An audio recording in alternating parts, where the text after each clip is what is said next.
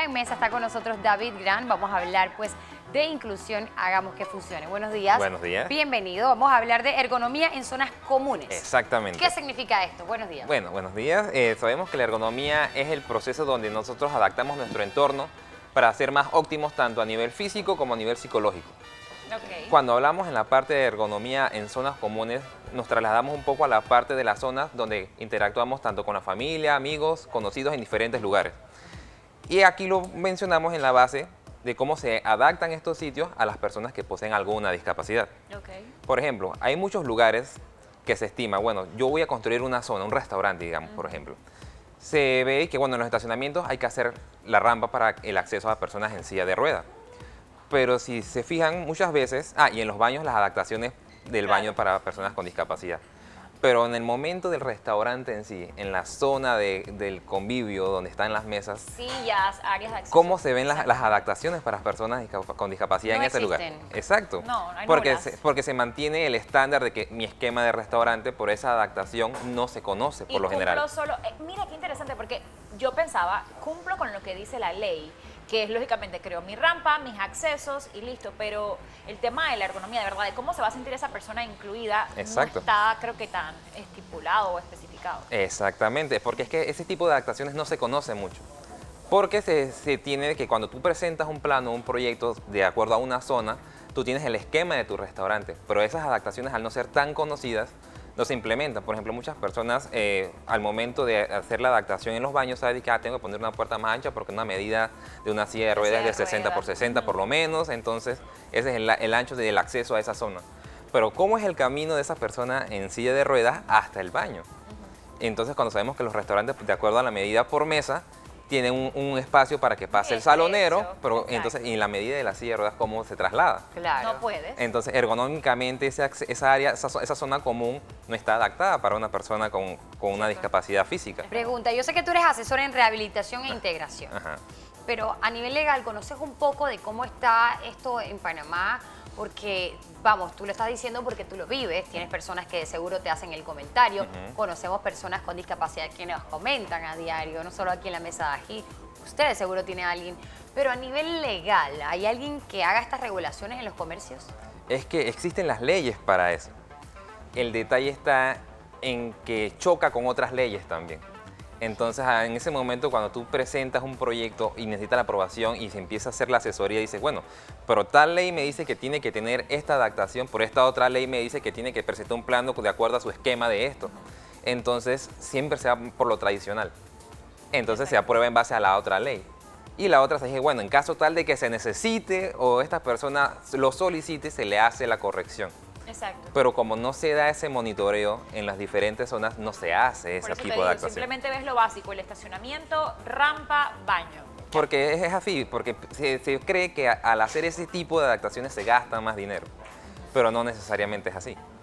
¿Cómo debería ser un espacio, por ejemplo, en un restaurante? ¿Qué cuidados deberían tener en esa área? Un espacio con una mesa en específico, con asientos en específicos, porque para los bebés también es complicado. Sí. Entonces, ¿qué recomendaciones podrías dar en ese tema? Casualmente en la parte de ergonomía, cuando hablamos de la adaptación de zonas comunes, no solo es para la persona que posea la discapacidad, sino también para el cuidador.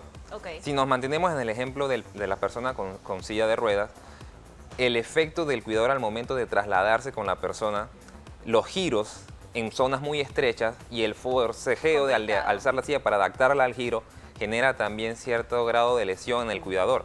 Por lo general siempre las dolencias son en el área lumbar por ese tipo de esfuerzo.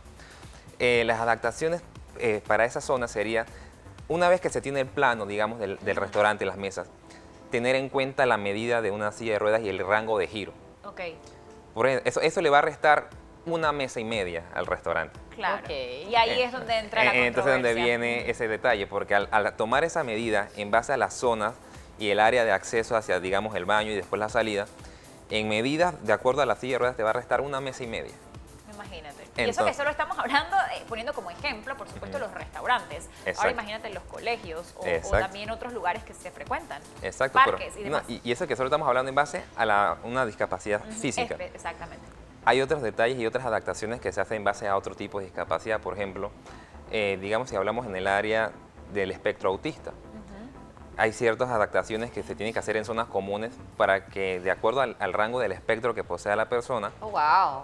no se altere. Claro. Por Cuéntame ejemplo, entonces qué tipo de adecuaciones serían. Por ejemplo, si uno tiene una zona común, siempre se trata de que la zona común sea lo más apacible posible, con colores neutros y, y evitar muchas pantallas. Este es muy difícil porque entonces estas personas no serían aptas para llevarlas a, por ejemplo, a No. estos bares, por ejemplo, en los que se presentan juegos de deporte o en los que hay especiales de programas de, por No. ejemplo, de televisión que se vuelven virales No. y la gente va a verlos. Pues obviamente no son espacios para este tipo de personas. Eso depende del nivel de, Sí. de rehabilitación que haya tenido la persona. Claro. Del Si ya ha nivel pasado también por de un autismo. proceso de tratamiento, de neuropsicólogo, terapia ocupacional, ya ha llevado ese proceso, es apto porque ya tiene la regulación en ese tema. Claro. Pero si uno no pasa por ese proceso y lleva a un familiar que está en un rango del espectro autista alto, Claro. entonces lo llega y lo expone a este tipo de situaciones y a estos colores como los colores La amarillo y reacción rojo que puede provocar alteran. muchas cosas. Claro, Entonces, es un tema muy delicado porque en Exacto. parte se entiende que sería ideal tener las adecuaciones de no tener tantas pantallas en ciertos tipos de negocios. Sin embargo, hay gente que busca negocios con muchas pantallas. Exacto. Entonces, al final, pues también tú tendrías que ver cuando tienes un familiar con el espectro Alguna condición. autista, saber elegir el lugar apropiado para llevarlo, ¿no? Exacto. También Exactamente. eso es importante. Exactamente. También, aparte que, digamos que a nivel arquitectónico o a nivel de concepto del restaurante, pues es difícil decir, bueno, quiero un restaurante inspirado en la pasión, digamos, una locura, elijo el color rojo, ay no, es que no puedo elegirlo porque no es adecuado para una persona. Entonces eso limita también bastante lo que Exacto. son las ideas a Sí, nivel por de eso es negocios. complicado el tema de la Exacto. ley ahí y le corresponde, no sé, le Es que corresponde es en bien- parte es a bien- al eso- cuidador hacer estudios también de qué lugares sí Exactamente. y no, ¿no? Eso también se ve mucho en el área hotelera. Saber cuando uno va de viaje, saber qué hotel está mejor adaptado para el proceso de Sí, nos toca integración. investigar. Entonces sabemos que en la recepción y las áreas comunes debe ser lo más amigable posible porque no se sabe específicamente cómo reacciona el familiar de acuerdo al tipo de discapacidad que tenga. Por eso que siempre se ve que lo común es la parte de las rampas de acceso, pero se tiene en cuenta que la discapacidad física no es la única que existe. Y ojo que me he topado con unas rampas que yo me río nada más cuando voy de lo inclinada y mal hecha que Parece están, una pista de motocross. Exacto, pero están ahí. Así que me imagino que dirán, no, ahí está la rampa. Pero Ese- tenemos que ser Mal un poquito hecha, más pero la hice. conscientes, más empáticos también a la hora de hacer nuestras construcciones básicas, por lo menos que permitan la Exacto. inclusión. Y no solo eso, yo me pongo a pensar mucho en el tema de las personas que tienen visión limitada o prácticamente nula también. Qué excluido también te has de sentir cuando no puedes acceder a ciertas cosas que, por ejemplo, quiero ir a un café a tomarme un café, qué complejo es para mí poder llegar hasta allá. Exacto, ese es otro detalle. Digamos que tenemos un familiar o alguien con una discapacidad visual. En el momento de ir al restaurante sabemos que hay un número específico de saloneros. Claro. El salonero tiene un tiempo para atender cada mesa. No es cierto que el salonero va a estar ahí para decir todo el menú. Claro. ¿Cuántos menús ustedes han visto que tenga braille? Ninguno. Yo ninguno. Pero aquí en Panamá no he visto ninguno. Exacto, porque es una adaptación que todavía no se ha implementado en Pero ese sería tipo de área. interesante, ¿sabes? Exacto, Sería que haya un bonito. menú con braille para que las personas con discapacidad visual puedan leer su menú.